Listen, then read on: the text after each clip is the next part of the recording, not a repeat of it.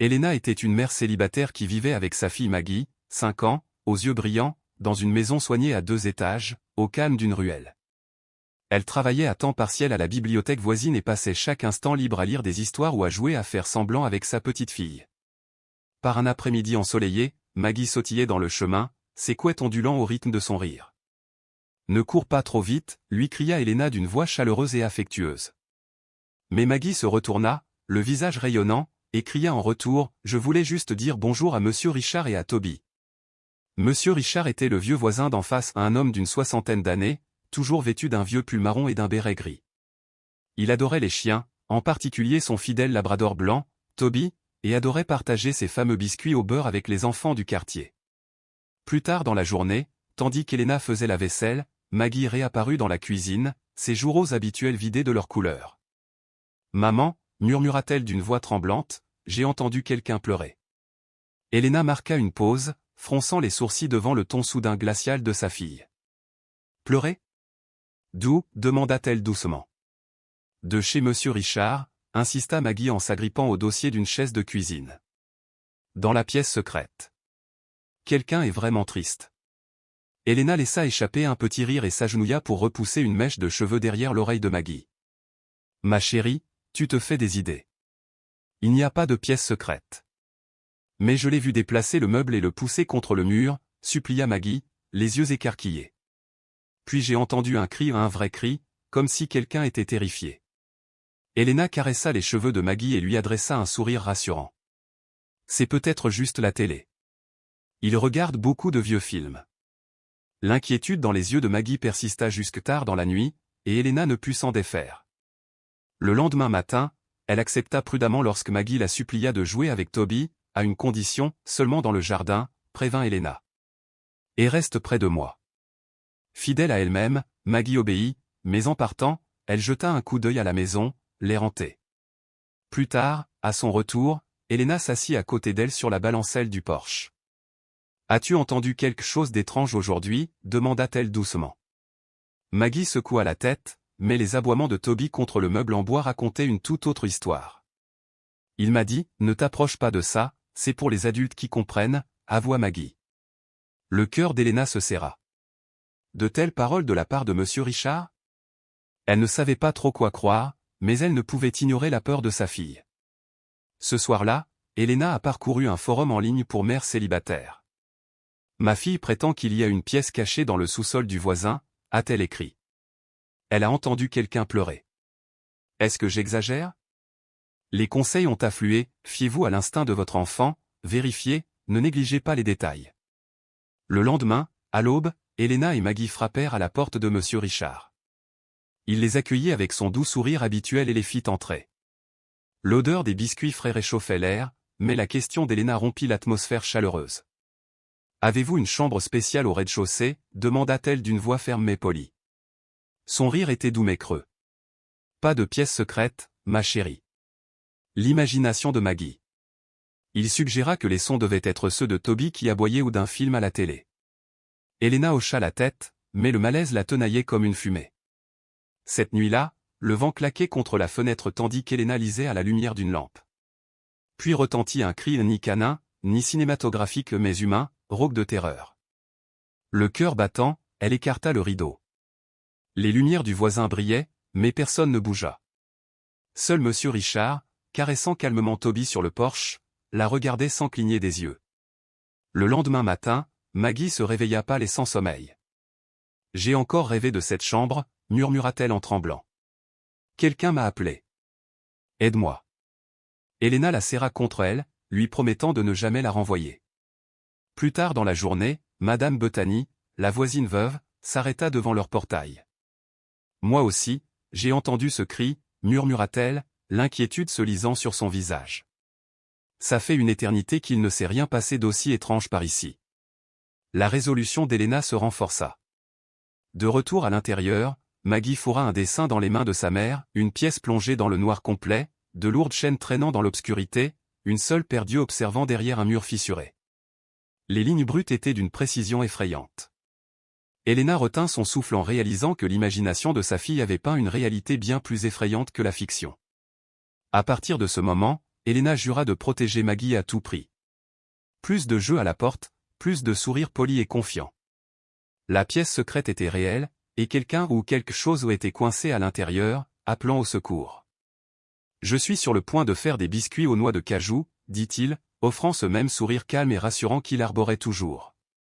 Tu as pointé le sous-sol. Tu gardes les fleurs là-bas? Il vous observa un instant. Vous semblez stressé. J'ai toutes les raisons de l'être, répondit Elena, son regard fixé sur le sien. Il fit un pas en avant. J'espère que tu comprends, n'appelle plus jamais ma fille, Elena. Le cœur d'Elena battait fort tandis qu'il ajoutait doucement, je me soucie des enfants. C'est tout. C'était Monsieur Thomas, un autre voisin d'une cinquantaine d'années, dont la femme enseignait à l'école locale et qui défiait souvent Richard aux échecs le soir. Que se passe-t-il? Demanda Monsieur Thomas, l'inquiétude creusant son front. Ce n'est rien, répondit Richard trop vite. Juste un petit malentendu. Elena est tout simplement surprotectrice. La voix d'Elena devint glaciale. Ce n'est pas un malentendu. Je sais exactement ce que je fais. Elle prit la petite main de Maggie dans la sienne et s'éloigna, mais les mots de Richard résonnèrent dans sa tête, je me soucie des enfants. Cette nuit-là, Elena resta éveillée dans le noir, chaque craquement et chaque murmure de la vieille maison amplifiant sa peur. Après ce qui lui sembla des heures, son téléphone vibra. Un message de Bethany, la femme qui vivait au bout du chemin. Je ne veux pas vous alarmer, mais je l'ai vu quitter la maison à 2 heures du matin hier soir. Il est resté absent environ 1 heure. Ce n'était peut-être rien, mais ça m'a semblé étrange. Les doigts d'Elena tremblaient lorsqu'elle répondit, merci, Bethany. J'ai observé aussi. Je crois que je devrais rappeler la police.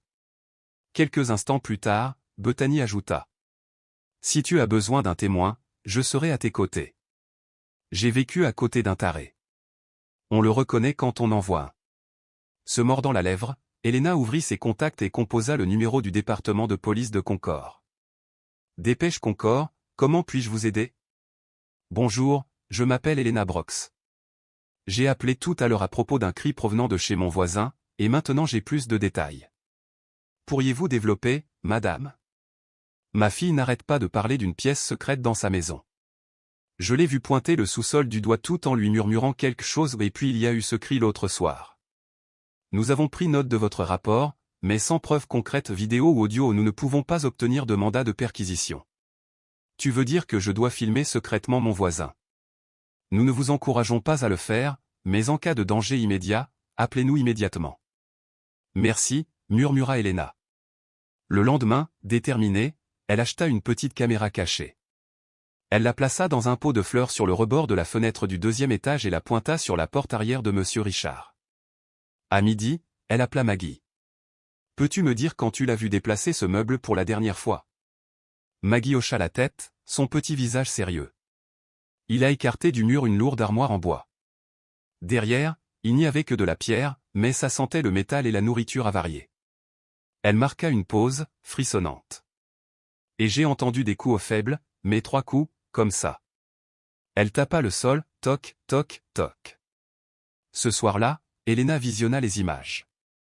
Au début, tout était ordinaire, Monsieur Richard emmenait Toby se promener, arrosait ses plantes, répandait des miettes de pain pour les oiseaux. Puis, à 22h47 précises, il fit glisser l'armoire sur le côté, comme Maggie l'avait décrit. Elena zooma sur l'espace.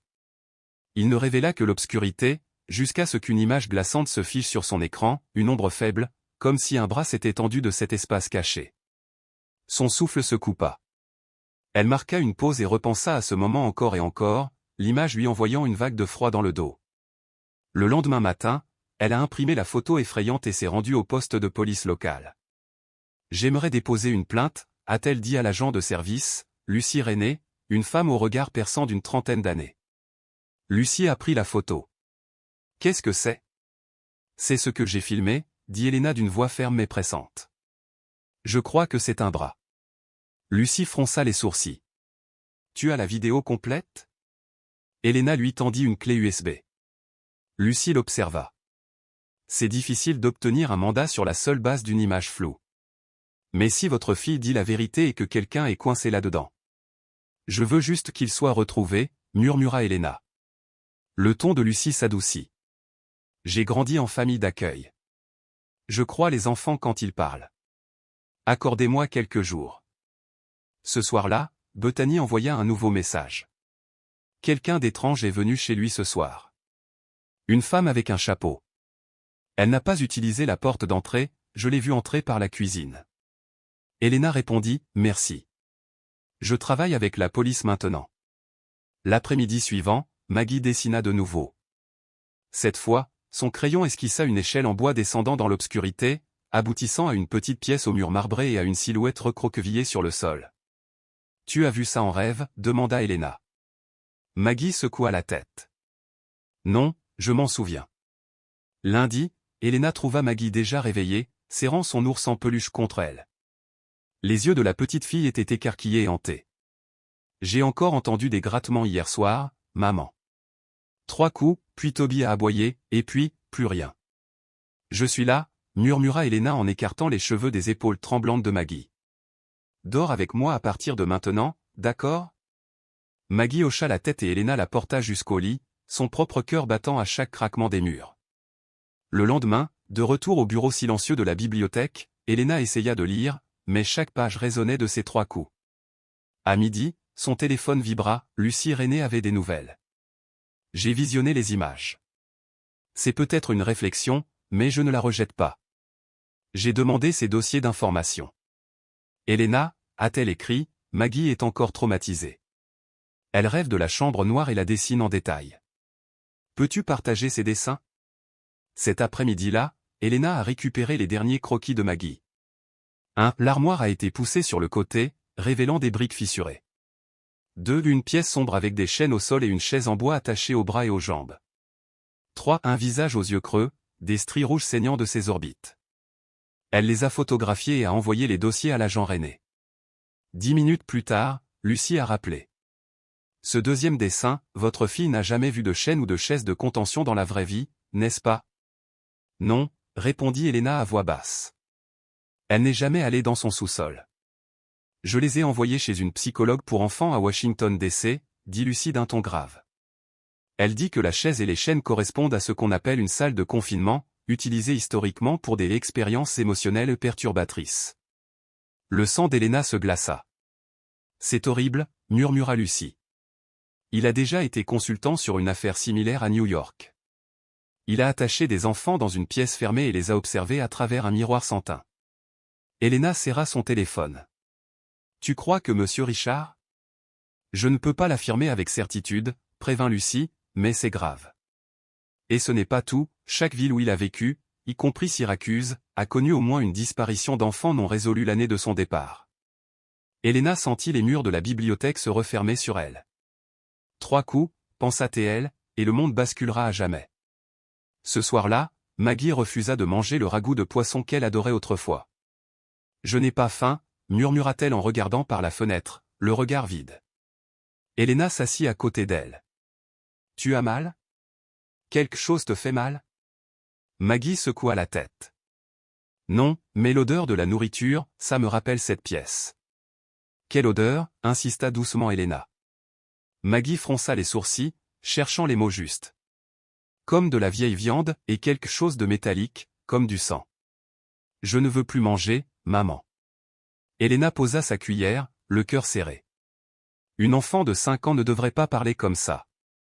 Tôt le lendemain matin, Elena a emmené Maggie chez le docteur Daniel Carter, un pédiatre aimable et chaleureux. Après un examen approfondi, il a demandé à parler seul à seul avec Elena. Physiquement, elle va bien, a-t-il dit, l'inquiétude s'imposant sur son front. Mais psychologiquement, je vois des signes avant-coureurs. Qu'est-ce que tu crois que c'est? Murmura Elena. Elle présente les symptômes classiques du syndrome de stress post-traumatique, insomnie, aversion pour ses aliments préférés, peur persistante. C'est rare chez quelqu'un d'aussi jeune, mais si vos soupçons sont fondés, tout concorde. Il se pencha en avant. N'essayez pas de lui faire oublier. Encouragez-la à dessiner, à parler, à partager. Et si vous croyez votre voisin, quittez le quartier pour un moment. La sécurité d'un enfant doit toujours primer, fiez-vous à votre instinct. De retour à la maison, Elena déverrouilla la porte d'entrée, mais son sang se glaça. La fenêtre de la cuisine était légèrement entr'ouverte, bien qu'elle ait verrouillé toutes les entrées ce matin-là. Du jardin voisin, Madame Bethany appela « Avez-vous laissé une fenêtre ouverte ?» J'ai vu un homme rôder dehors tout à l'heure. Le cœur d'Helena battait fort. Il est entré ? Je n'en suis pas sûr, répondit Bethany. Je n'ai vu que son dos, un chapeau, mais ce n'était pas Monsieur Richard. Helena serra Maggie contre sa poitrine et la conduisit dans la chambre, verrouillant soigneusement la porte. Cette nuit-là, elle resta éveillée au chevet de sa fille, pas de livre, pas de sommeil. Avant le lever du soleil, son amie Lucie a téléphoné. J'ai retrouvé une partie d'un vieux dossier, a-t-elle dit doucement. Partout où Monsieur Richard a vécu, au moins un enfant a disparu. Aucune plainte n'a jamais été déposée, mais la situation est trop inquiétante pour être ignorée. Que pouvons-nous faire ? Je fais appel à l'unité des enquêtes spéciales, mais cela prendra des jours. En attendant, restez vigilants, il pourrait se douter d'être surveillé. L'état de ma fille empire, ravala Helena en retenant ses larmes. Elle ne mange plus, ne dort plus, et maintenant, elle a même peur de la lumière du jour. J'ai une amie dans un centre de protection de l'enfance, Carmen Wallace. Je vais organiser une rencontre. Merci, Lucie. Sans toi, je deviendrais folle. Lucie marqua une pause. J'étais moi-même une enfant oubliée. Je ne laisserai pas Maggie vivre la même chose. Cet après-midi-là, Maggie tendit à Helena un nouveau dessin. Il la laissa sans voix, une pièce fermée, la porte sans poignée, et en dessous, griffonnée comme un enfant, l'inscription « Personne ne peut entendre ». Helena s'affala sur le canapé, les autres croquis s'étalant autour d'elle. Plus l'imagination de Maggie semblait vagabonder, plus elle se rapprochait d'une vérité qu'Helena ne pouvait plus rejeter comme un fantasme. Elle ouvrit son ordinateur portable et créa un compte anonyme sur le plus grand forum américain dédié aux parents. Son message disait : Ma fille de 5 ans ne cesse de parler d'une pièce secrète chez notre voisin. Elle décrit des coups frappés, l'odeur âcre du sang, des images qu'aucun enfant ne devrait imaginer. J'ai contacté la police, mais elle n'a pris aucune mesure sérieuse. Je souhaite partager quelques-uns de ses dessins et une courte vidéo où elle raconte ce qu'elle a vu. Elle a joint un extrait de 2 minutes dans lequel la voix de Maggie tremblait tandis qu'elle décrivait la porte sans poignée, le léger grattement derrière les murs et ce murmure obsédant, personne ne peut entendre. En 1 heure, la publication avait été vue plus de 2000 fois, à minuit, près de 80 000, avec plus de 3000 commentaires. Je suis institutrice en maternelle depuis 12 ans, a écrit l'un d'eux. Un enfant aussi jeune ne peut pas inventer des images pareilles tout seul. Il faut que tu retournes voir la police. Un autre a ajouté, j'habite à côté. Cet homme vivait chez mon oncle quand nous étions enfants. Un enfant a disparu dans ce quartier à l'époque. Sous le pseudonyme Madradala 1978, Irene Moore a partagé sa propre horreur. En 2011, sa fille Lorraine a disparu de Rochester, à seulement 4 maisons de l'endroit où vivait Monsieur Richard. Lorraine, elle aussi, a dessiné une chambre close. Helena a immédiatement envoyé un message à Irene, je suis Helena, la mère de Maggie. Je suis profondément désolé pour votre perte. Pourriez-vous m'envoyer le dessin de Lorraine ? Quelques minutes plus tard, une photo arrivait, des briques brutes, de lourdes chaînes, une chaise vide. Helena savait alors que Maggie et Lorraine avaient vécu le même cauchemar. Au matin, les médias s'étaient emparés de l'affaire. Un journal local titrait « Étrange affaire à Concord, la chambre secrète d'un enfant de 5 ans lié à une disparition en 2011 ». Lucie rappela « Helena, tu fais beaucoup parler de toi en ligne. » « Je fais ce qui est juste, » répondit Helena. La voix de son supérieur résonna, suspendez tout contact avec tous les témoins jusqu'à nouvel ordre. Helena, ils ne veulent pas semer la panique, expliqua Lucie, troublée. S'il vous plaît, protégez l'identité de votre fille. Je continuerai à enquêter officieusement. Je ne peux pas m'arrêter maintenant, dit Helena, la détermination dans la voix. Cet après-midi-là, Bethany lui apporta un bout de papier trouvé dans sa boîte aux lettres, arrête de fouiller le passé. Il y a des choses qu'on ne veut pas savoir. Pas de signature, mais une écriture fine et posée. Les mains d'Helena tremblaient. Qui penses-tu qu'il a envoyé ? Demanda doucement Bethany. Monsieur Richard, ou quelqu'un qui lui est fidèle, dit Helena. Mais je vais faire plus que simplement écouter. Ce soir-là, elle a publié une photo du message avec cette légende, voici la menace que j'ai reçue après avoir révélé la vérité. Je n'ai pas peur, je crois ma fille et je me fie à mon instinct. En 2 heures, le message a été partagé plus de 10 000 fois. Le hashtag Believe Children a fait le buzz dans tout le pays et des célébrités ont exprimé leur soutien. Le lendemain matin, une équipe de télévision s'installa devant la maison de Monsieur Richard. Une jeune journaliste du Washington Post, Catherine Turner, sonna, un dossier à la main. « Puis-je entrer pour une courte interview ?» Elena hésita, puis hocha la tête. « Vous croyez que Monsieur Richard est lié à l'affaire de 2011 ?» demanda Catherine. « Je le crois », répondit Elena fermement. « Non seulement grâce au témoignage de ma fille, mais aussi grâce à mon instinct maternel et à la singularité insolite de ses dessins. Êtes-vous prêt à ce que les gens disent que vous inventez tout ça ? Quelqu'un a jeté une pierre dans ma fenêtre hier soir, répondit Elena. Je suis prête à tout. Vas-tu continuer ? J'irai jusqu'au bout. Cet après-midi, Elena a emmené Maggie au parc. C'était un moment rare de la laisser sortir. Ils étaient assis côte à côte sur un banc patiné lorsqu'un homme bien habillé, portant des lunettes de soleil noires, s'avança vers eux. « Elena Brox ?» demanda-t-il. Elle leva les yeux, surprise. « Oui, c'est moi. Je suis Michael Grant, avocat spécialisé dans les droits de l'enfant », se présenta-t-il gentiment. « Je suis mandaté par un conseil juridique pour vous assister. » Le cœur d'Elena battait fort. « Envoyé par qui ? » Un groupe de mères dont les enfants ont été maltraités a lu votre histoire, a-t-il expliqué d'une voix chaleureuse mais pressante. Elles ont créé un fonds de soutien pour offrir une aide juridique et demander à la police de rouvrir l'enquête près de l'ancienne résidence de Monsieur Richard. Sans voix, Elena ne put que murmurer « Merci. Je ne m'attendais pas à. » Nous allons bientôt déposer un mandat de perquisition d'urgence, lui assura Michael. Et ne vous inquiétez pas, votre fille sera protégée. Ce soir-là, le téléphone d'Elena vibra. C'était un message de Lucie. Nous avons reçu l'autorisation. Demain matin, nous exécutons un mandat de perquisition d'urgence au domicile de Monsieur Richard. Elena sentit ses genoux céder. Elle se tourna vers Maggie, recroquevillée sur le lit, serrant son ours en peluche contre elle. Maggie, demain, la police se rend chez Monsieur Richard. Les yeux écarquillés de sa fille croisèrent les siens. Est-ce qu'ils le trouveront, maman ? Elena déglutit difficilement. Je ne sais pas, ma puce, mais cette fois, ils t'écouteront. Avant que l'aube ne se lève sur les toits rouges et patinés de leur rue tranquille, 3 voitures de police se sont mises en place sans sirène. Toutes les fenêtres du pâté de maison restaient à moitié closes, mais derrière chaque vitre, des centaines d'yeux inquiets scrutaient la rue. Lucie sortit d'un des véhicules, la mâchoire serrée, son uniforme impeccable et inflexible. Un pistolet dans son étui reposait sur sa hanche, 3 officiers la flanquaient, l'un d'eux portant un lourd équipement pour percer les murs. Elena ? Lucie s'approcha et la remarqua près de la porte d'entrée, Maggie blottie contre elle. La voix d'Elena tremblait. « Tu es sûre ? » Le mandat est approuvé, confirma Lucie. Je dirigerai personnellement les recherches. Restez ici avec Maggie. Si quelque chose arrive, prévenez-moi immédiatement. Elena hocha la tête, serrant sa fille contre elle. La petite silhouette de Maggie frissonna, mais elle fixa la rue.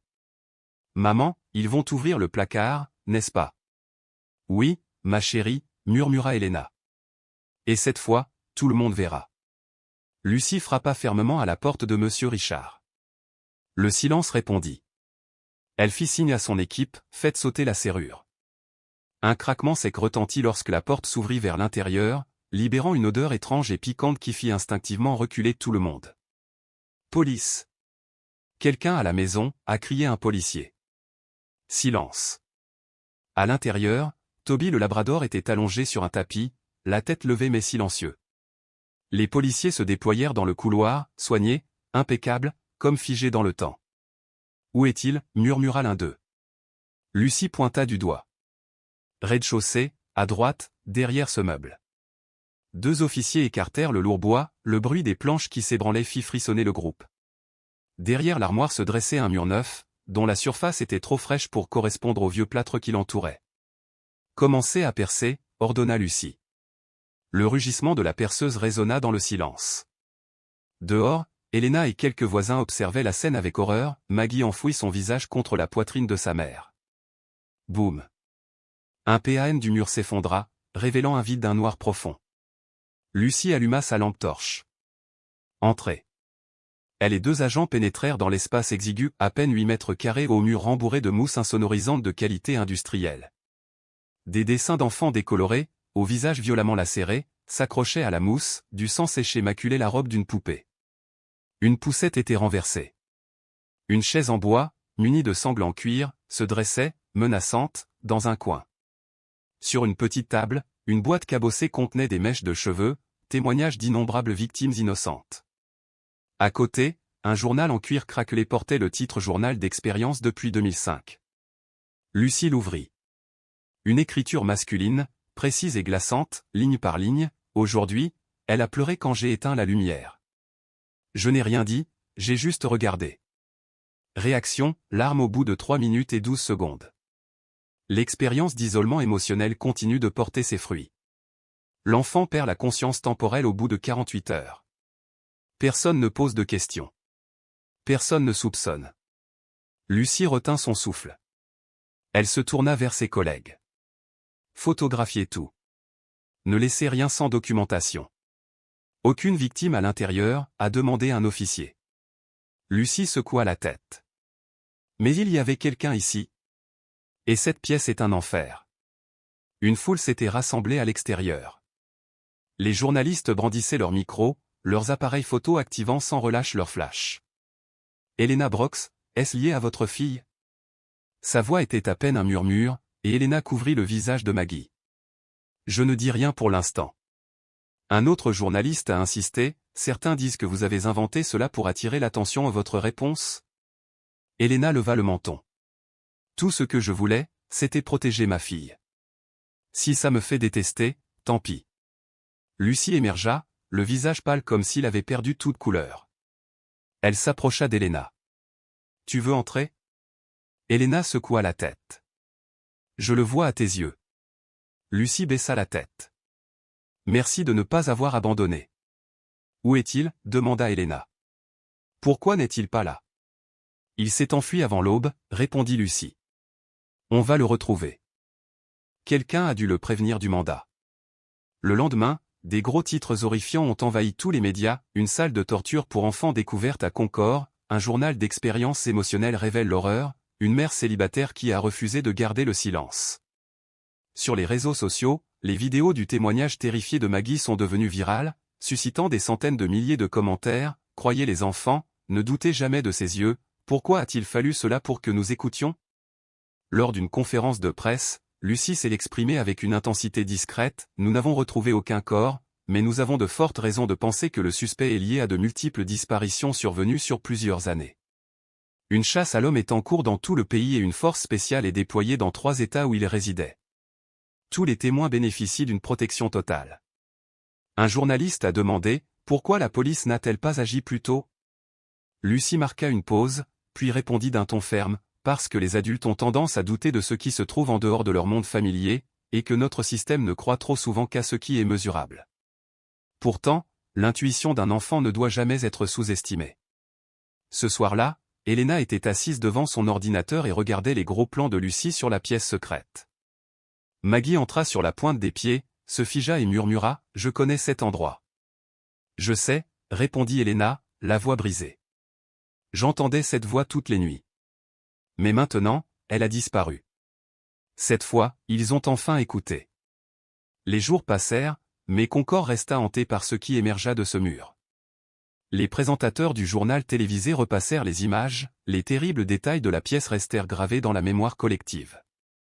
Malgré des preuves irréfutables, M. Richard échappa à la capture. « Je sais », cria presque Elena au téléphone quand Lucie appela. Personne ne l'a trouvé. Nous avons fouillé 3 anciennes résidences, mais rien. Légalement, sans corps, il est difficile de porter plainte. Elena frappa la table du poing. Tu es en train de me dire qu'une pièce insonorisée, des entraves, des cheveux d'enfant et un journal intime ne suffisent pas. La voix de Lucie était lourde. J'ai déposé un mandat d'arrêt international, mais la loi a parfois du retard sur l'urgence morale. Il disparaît, et il est parti. Les larmes d'Elena coulèrent. Lucie resta silencieuse un instant, puis murmura, pas encore. Il sera bientôt démasqué, la pression publique est immense.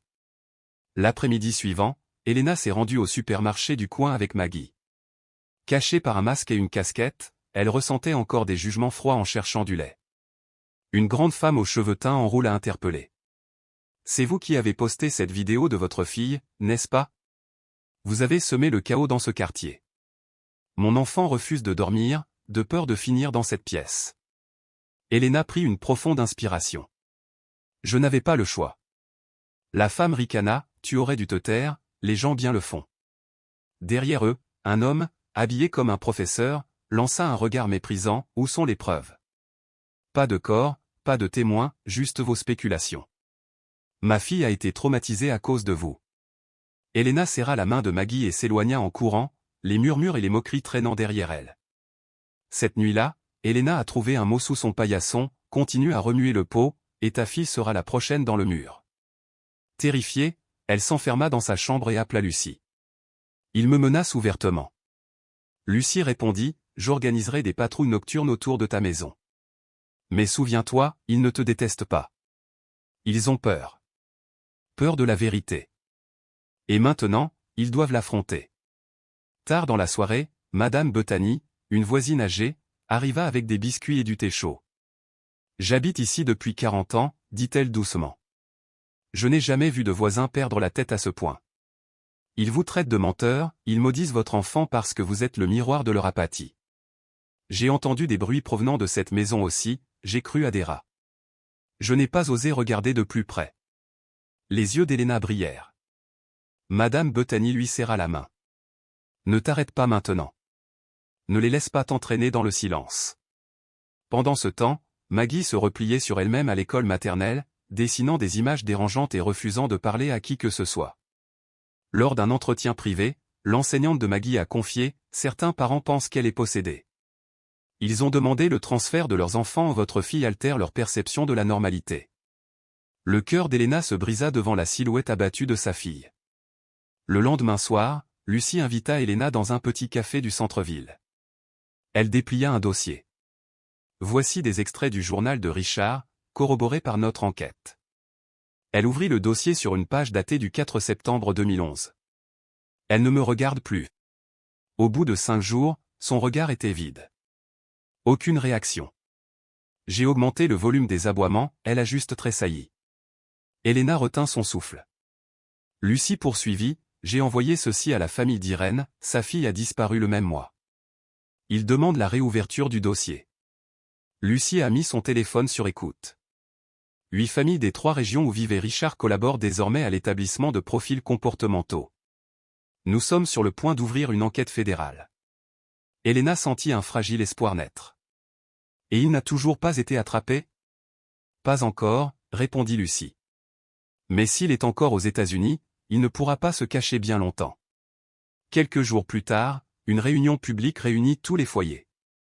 Elena hésita sur le seuil, puis entra.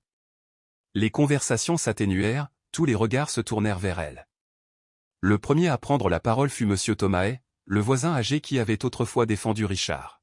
« Je m'excuse, dit-il d'une voix chargée d'émotion. Je disais qu'Elena était trop sensible. Maintenant, je réalise que j'ai été lâche. » Il baissa la tête profondément. Une jeune femme se tenait à côté de moi, et à cet instant, je sentis le poids de mon silence peser sur moi comme une pierre. Ma fille jouait avec Maggie. Je lui interdisais de la voir parce que je croyais aux rumeurs et que j'avais tort. Puis Madame Bethany se leva, la voix ferme, je n'avais pas seulement tort, j'étais complice en silence. Elena se leva, les yeux brillants d'un feu discret. Je n'ai besoin d'excuses de personne, dit-elle. J'espère seulement qu'à partir de maintenant, si vous entendez un enfant parler de peur, nous ne resterons plus silencieux. La salle se tut complètement. Puis vinrent les applaudissements, d'abord rares, puis se transformant en une vague de reconnaissance et de détermination. Ce soir-là, Elena s'assit à côté de Maggie et lui caressa doucement les cheveux. « Maman, » murmura la petite fille, « ils ne me détestent plus. »« Ils ne t'ont jamais détesté, ma chérie, » répondit Elena en repoussant une mèche de cheveux derrière l'oreille de Maggie. Ils ne comprenaient tout simplement pas. Mais maintenant, ils comprendront. Les yeux de Maggie brillèrent. Je n'entends plus les pleurs. Ils ont disparu. Elena sentit des larmes jaillir non pas de peur, mais de soulagement. C'est fini, répéta-t-elle. Le lendemain matin, Lucie arriva plus tôt que d'habitude. Elle s'arrêta devant la bibliothèque publique où Elena avait repris son travail à temps partiel après près d'un mois de congé. « Elena » appela-t-elle en brandissant une pile de dossiers. « Il y a quelque chose ici qui pourrait marquer un tournant. » Elena étudia le visage de Lucie, encore marqué par ses nuits blanches. « Qu'est-ce qu'il y a ? » Je me suis porté volontaire pour être réaffecté temporairement à Rochester pendant 7 jours, afin de réexaminer des dossiers non résolus. Ce n'est pas un ordre officiel, mais c'est notre seule chance de fouiller dans ce qui a été oublié. Elena était stupéfaite. Mais c'est vous qui dirigez l'enquête ici, à Concord. J'ai transmis tous les dossiers à mes collègues. Concord était l'étape suivante, dit doucement Lucie. Rochester est là où tout a commencé. Si je trouve des preuves solides liées à une disparition spécifique, nous pourrons porter plainte, même sans Richard en détention. Émue, Elena hocha la tête. Tu n'abandonnes pas. La voix de Lucie était comme le vent dans les branches nues. J'ai été abandonnée. Je ne laisserai pas cela arriver à un autre enfant. 3 jours plus tard, Elena reçut le message de Lucie, j'ai trouvé quelque chose que personne ne voulait trouver. Appelle-moi quand tu pourras. Elena composa immédiatement le numéro. Lucie ? Je me trouve dans un ancien entrepôt ayant appartenu à la famille Rodriguez, ceux qui avaient loué une chambre à Richard en 2011. J'ai découvert le plan original de la maison où Lorraine, la fille d'Irène, a disparu. Il y avait une petite pièce derrière la cuisine, qui était fermée. Elle correspond presque parfaitement à la structure de sa maison actuelle.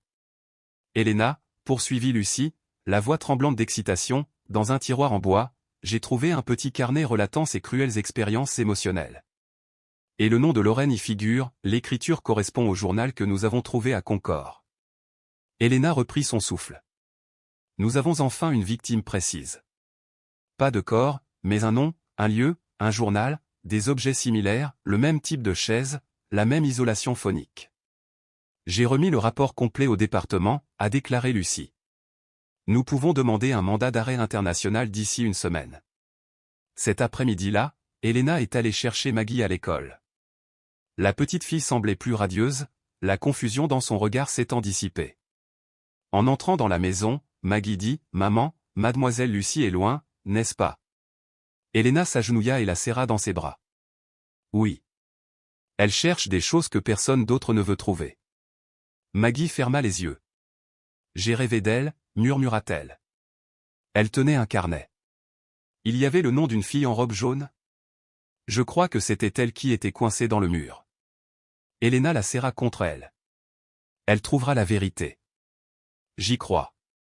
Ce soir-là, lors d'une réunion à huis clos avec des avocats, des représentants du Conseil de protection de l'enfance et la police, Lucie a tout exposé de Rochester, 3 maisons, 3 pièces insonorisées, des meubles identiques, des chaises de contention, des jouets mutilés et des journaux de comportement avec une formulation presque identique.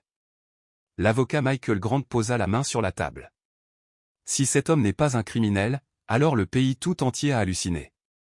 Je vais déposer une requête en détention provisoire par contumace où il y a un risque évident de récidive et un comportement pathologique avéré. Le lendemain matin, tous les grands médias ont révélé l'affaire, la police découvre de nouvelles preuves à Rochester, Richard Blake fait l'objet d'un mandat d'arrêt international.